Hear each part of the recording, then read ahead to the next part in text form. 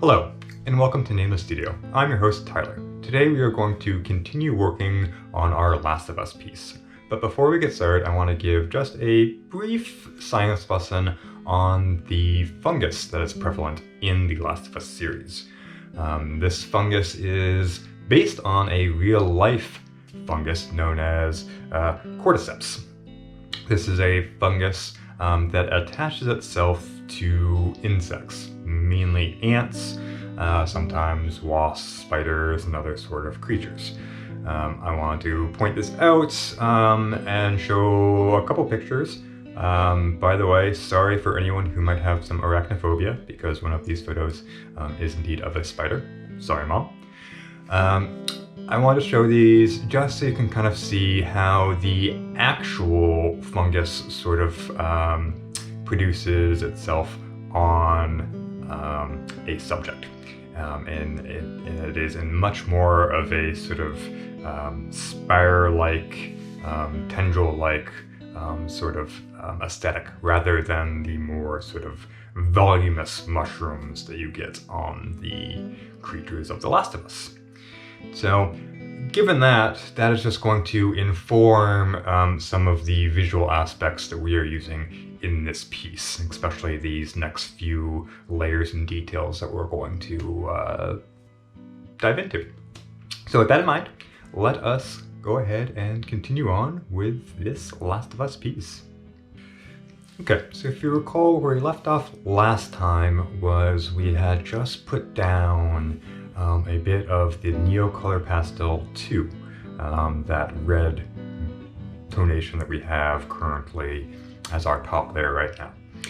So at this point we are going to take an X-Acto knife and sort of wear it in spots, definitely pulling out more of the white underneath and lessening some of the really harsh line elements in certain spots here and there. Just want it to feel more integrated into the actual white of this sort of fungal growth that we have going on here. So I'm sure you've noticed by now that a lot of my work consists of me taking an X-Acto knife to the previous layers and sort of finding ways to better integrate them into the layer below it. It happens with a lot of my work. It's all about putting down those layers and then taking a bit back in order to give them a feel that connects it to the layer below it. So after a little while here, we're actually going to cut because I was going at this for about 30 or 40 minutes or so of just slowly scraping little bits. A lot of it's almost you almost don't notice it until you really see it as a whole, and really see how those layers now interact with each other. But at this moment, it is really just me kind of using the X-Acto knife as an eraser for bits of that Neocolor that we put on top of our last layer of white encaustic material. Okay, now that we have kind of worked that in, take a look now at the sheen that we have. I didn't really dig in with the X-Acto knife at any point to really cause any gouges or marks. So we have a nice, smooth surface right now for that last encaustic layer. No texture, no pocks or bubbles or things like that. We have a nice, smooth encaustic surface to work on. So now we are going to kind of do a coating of the encaustic medium to preserve everything underneath. At this point, we don't want any of that red to be moving from any of the next steps that we do. But I also want to add some texture into a lot of these next few layers. So we're just going to do this quick layer of the encaustic medium. Nothing else is going into it, just a nice straight layer of that. And I'm not doing too finicky on coverage right now, because I want actually some of those edges to be a little bit more uneven as far as where the wax all lines up. So if you see now, we have quite a bit of texture. we are going to take a torch to it just a little bit, one to partly fuse the layers together, but also to just tone back just a little bit of how much texture this layer of encaustic medium has.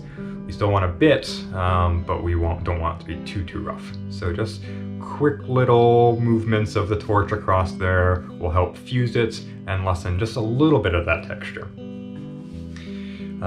So with that, we then move on to adding some more texture kind of back into the back elements, as well as sort of lessening the overall contrast between the background and the foreground. Right now there's a bit of disconnect between those two. You definitely have the background image and the foreground image. And we don't want so much delineation between the two. We want them to feel a little bit more involved with each other.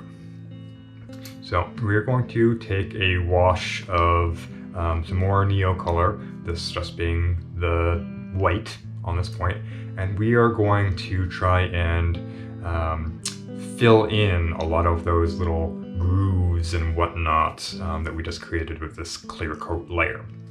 So you'll see me sort of brushing on a bit of that Neocolor pastel, and then taking a paper towel to sort of work it into those areas that we wanted, especially toned in. So right now I'm really just have off camera just a little palette of the Neocolor with a little bit of water mixed in, so I can get this nice wash going on. So this will help kind of diffuse that sort of line and area between the central fungus image and the background a little bit.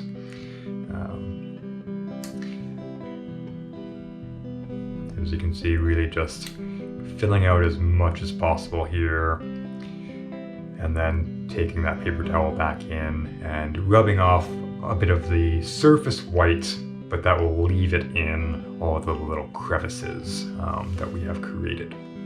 And rubbing it back quite a bit, because we still want that background to read as a nice dark tonation. We don't want that to get too hazy back there, but we do want some haze between the two aspects here.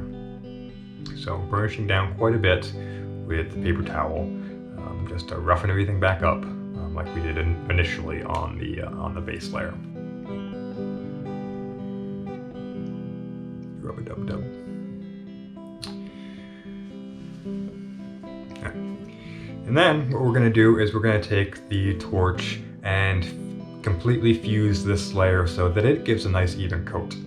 And in doing so, all of that pigment that we put into all of these grooves and whatnot, overall it's still going to read as nice and smooth as an overall surface texture goes, but we're still going to get these sort of almost ghost-like sort of texture from where the white was in the wax, and then has now kind of been waxed over a little bit. So we have a lot of now sort of a ghostly white texture happening kind of around the peripheral of this fungal mass.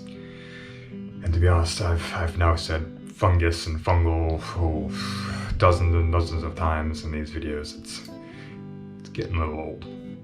So now we're going to add in a little bit of the transfer paper line elements here and there. This is overall, when we're all said and done, is going to end up mimicking a lot of the way that this fungus manifests in reality, and more and more these sort of like tendrils that are kind of reaching out in order to more or less try and infect more. So it looks like it's kind of reaching and growing out from this main thing, rather than just sort of more plumage like you see in the monsters themselves, like this. So we are adding in quite a bit of elements that are looking more like how the actual cordyceps look, rather than the look in the video game. So at this moment I'm adding a few elements both in white and red, that sort of read very much as those sort of fungal tendrils. And that is going to be all for us today. If you enjoyed this video, please give it a like, and if you'd like to see more like it, please subscribe to Name a Studio. As always, I've been your host, Tyler, and until next time, be seen.